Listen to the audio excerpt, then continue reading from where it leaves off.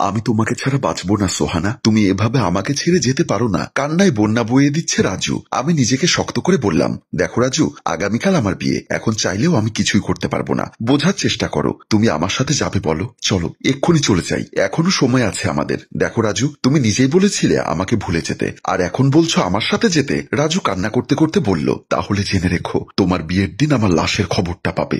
যেখানে তোমাকে পাওয়া হবে না সেখানে আমার বেঁচে থেকে লাভ কি? দেখো, পাগলামি করবে না, তুমি আমার চেয়েও ভালো মেয়ে পাবে। না, আমার ভালো মেয়ের দরকার নেই, আমার শুধু তোমাকে চাই, শুধু তোমাকে। তুমি আমার সাথে চলো সোহানা, তোমাকে খুব সুখে রাখবো আমি। আমার সবটা দিয়েই আমি তোমাকে সুখে রাখার চেষ্টা করব। প্লিজ, তোমার কাছে হাত জোর করে বলছি সোহানা, তুমি এমনটা করো না। রাজুর এমন কথার আর্তনাদ দেখে নিজেকে আর ঠিক রাখতে পারলাম না। এখন কি করব নিজেও বুঝতে পারছি না। এদিকে বাড়িতে বিয়ের ভালোই আয়োজন চলছে। কিছু বলো প্লিজ। আচ্ছা, আমি বাড়িতে যাই, কি করা যায় দেখি। তুমি আমার ফোনের অপেক্ষায় থেকো। চোখ মুছে রাজু ওকে বলে চলে যায়। সোহানাও চলে আসে। সোহানা তাদের বাসার সিঁড়িতে বসে তার বান্ধবী অহনাকে কল দেয়। অহনা কল রিসিভ করতেই আমি অহনাকে ইশারায় সব কথা খুলে বলি, কারণ আমাদের সম্পর্কের কথা অহনা সব জানে। আমার কথা শুনে অহনা বলল, দেখ সোহানা, রাজু তোকে পাগলের মতো ভালোবাসে। আমার বিশ্বাস তুই ওর কথা শুনলে নিজেও ভালো থাকতে পারবি, কারণ যে ছেলেরা সহজ সরল হয় ওদের ভালোবাসা খুব কঠিন, ওরা জীবন দিতেও দ্বিধাবোধ করে না।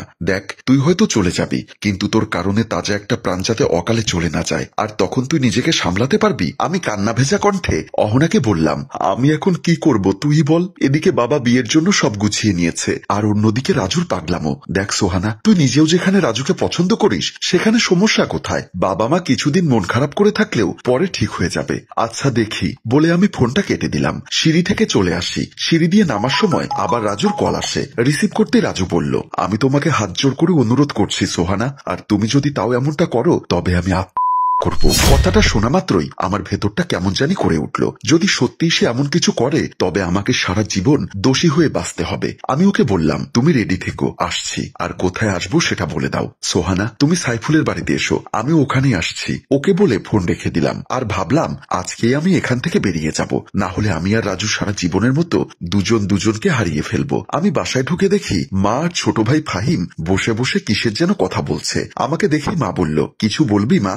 না মা, এমনি দেখছিলাম। ঠিক আছে, নিজের রুমে গিয়ে একটু রেস্ট কর, তোর আবার কাল সারা দিন কষ্ট হবে। ঠিক আছে মা, বলে চলে আসি নিজের রুমের দিকে। মা, আপুকে দেখে মনে হচ্ছে না আপু ঠিক আছে। আপুকে আসলে এই বিয়েতে মত দিয়েছে? আরে কেন দিবে না, মেয়ে আমার বাপের বাড়ি ছেড়ে যাবে, সেজন্যই মন খারাপ হয়তো। সব ঠিক হয়ে যাবে। আমি নিজের রুমে এসে আলমারি খুলে নিজের গহনাগুলো আর আমার জমানো কিছু টাকা আছে সেসব নিয়ে ব্যাগে ঢোকালাম। তারপর রুমের দিকে কান্নারত চোখে তাকিয়ে আস্তে আস্তে নিজের রুম থেকে বের হয়ে গেলাম। আমি রাজুর ঠিকানা অনুযায়ী বাড়ি থেকে বের হয়ে রাজুর বন্ধু সাইফুলের বাসায় গেলাম। দরজায় নক দিতেই দেখি দরজা খুলে দেয় তার বন্ধু সাইফুল। আমি ভেতরে ঢুকে গেলাম। ভেতরে ঢুকেই দেখি রাজু আগে থেকেই সেখানে আছে। রাজু আমাকে দেখেই হুমড়ি খেয়ে আমার কাছে এসে বলল, কেমন আছো সোনা? হ্যাঁ ভালো আছি। জানো রাজু, খুব কষ্ট হচ্ছে বাড়ি ছেড়ে আসতে। সত্যি তুমি যদি না আসতে আমি নিজেকে শেষ করে দিতাম। খুব ভালোবাসি তোমায় সোহানা। বন্ধু, বিয়েটা তাড়াতাড়ি সেরে নিতে হবে, তাহলে অনেকটা ঝামেলা কমে যাবে। হ্যাঁ তুই ঠিক বলেছিস, আমি এক্ষুনি ঘটক হেলিকপ্টার বাবুকে কল দিয়ে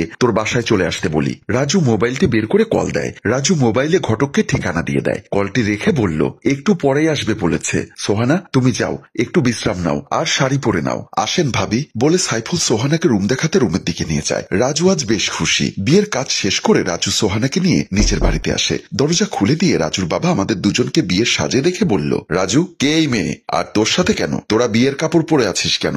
রাজু তার বাবাকে বলল, বাবা, ও সোহানা তোমার বৌমা, আমি ওকে বিয়ে করেছি বাবা। কথাটি শুনে রাজুর বাবা রেগে গিয়ে রাজুর গালে থাপ্পড় দিয়ে বললেন, নিজেই এখনো আমার পশ্চাতে চলছিস, তার মধ্যে আবার বিয়ে করে ঘরে বউ নিয়ে আসলি? যা, যেখানকার মেয়ে সেখানে গিয়ে রেখে আয়। না বাবা, তার হয় না। রাজুর বাবা আরো রেগে গিয়ে বলল, তাহলে তোর এই বাড়িতে কোনো স্থান নেই, তুই যেখানে খুশি চলে যা। বাবা, কি বলছো তুমি? চুপ, তোর ওই মুখে আমাকে বাবা বলে ডাকবি না, এক্ষুনি বের হয়ে যা বাড়ি থেকে। কি আর করার? রাজু আর কিছু না বলে আমার হাত ধরে আবারও বের হয়ে যায় বাড়ি থেকে। দরজার বাহিরে এসে আমি রাজুকে বললাম, আমরা এখন কই যাবো রাজু? আমার মা বাবাও তো আমাদের মেনে নিবে না, এখন আমরা কি করব? বলেই কেঁদে দিলাম। শান্ত হও সোহানা, ব্যবস্থা একটা কিছু হবেই। রাজু ফোন বের করে তার বন্ধু সাইফুলকে কল দেয়। সাইফুল ফোন রিসিভ করতেই রাজু বলল, সাইফুল, বাবা আমাদেরকে মেনে নেয়নি, বাড়ি থেকে বের করে দিয়েছে। সাইফুল আমার কথা শুনে বলল, তুই কোনো চিন্তা করিস না, আমাদের বাড়িতে আয়, তোরা দুদিন এখানে থাক, তারপর চিন্তা করিস কি করা যায়। ওকে বলে রাজু আমার হাত ধরে রওনা দেয়। আমি আর রাজু সাইফুলদের বাড়িতে এসে দেখি সোফায় আগে থেকেই বসে আছে আমার বান্ধবী অহনা। আমাকে দেখে অহনা উঠে আমাকে জড়িয়ে ধরে বলল, বান্ধবী, তোকে অসংখ্য ধন্যবাদ, তুই সঠিক সিদ্ধান্ত নিয়েছিস। তুই কি করে জানলি বন্ধু? তুই বাসা থেকে বের হয়ে যাওয়ার পর আন্টি আমাকে ফোন করেছে, আমি এ ব্যাপারে কিছু জানি কিনা, তাই জানলাম তুই এসব করেছিস। আর কি বলেছে মা? বলেছে যদি কখনো তোর সাথে দেখা হয় তাহলে বলে দিও আমরা তাকে ত্যায্য করেছি। কথাটি শুনেই আমার ভেতরে মোচড় দিয়ে উঠল। আমার খুব কাঁদতে ইচ্ছা করছে এই মুহূর্তে। ভেবেছিলাম মা হয়তো মেনে নিবে, কিন্তু না, তার হলো না। রাজু বলল, আর কেঁদো না, তোমার কান্না যে আমার সহ্য হয় না। সাইফুল বলল, ভাবি, বিয়ে যেহেতু হয়ে গেছে, পরিবার কি বলল না বলল সেসব ভেবে লাভ নেই। অহনা বলল, হ্যাঁ ঠিকই বলেছ, পরিবার একটা না একটা সময় তোদেরকে মেনে নিবে, কিন্তু পরিবারের ভয়ে যদি একবার প্রিয় মানুষটি দূরে চলে যায় আর ফিরে পাওয়া যায় না। বেঁচে থাকুক তোদের ভালোবাসা। রাজু সাইফুলকে বলল, তোরে ঋণ কখনো শোধ হবার নয়, এটা কোনো কথা? অহনা, চলো আজ বিরিয়ানি রান্না হবে বিয়ে উপলক্ষে। সবাই হেসে ওঠে আর আমাদের গল্প এখানেই শেষ হয়। সম্মানিত ভিউয়ার্স, মনে রাখবেন, কাছের মানুষটা একবার দূরে গেলে ফিরে পাওয়া কঠিন, তাই সময় থাকতে ভালোবাসার মানুষকে আগলে রাখতে শিখুন। গল্পটির ভাবনায় হাশেম রাজু, পরিচালনায় এইচ.এম. কানন ও চিত্রগ্রহণ মোস্তফা। গল্পটি ভালো লাগলে লাইক, কমেন্ট ও শেয়ার করে দিন। ধন্যবাদ।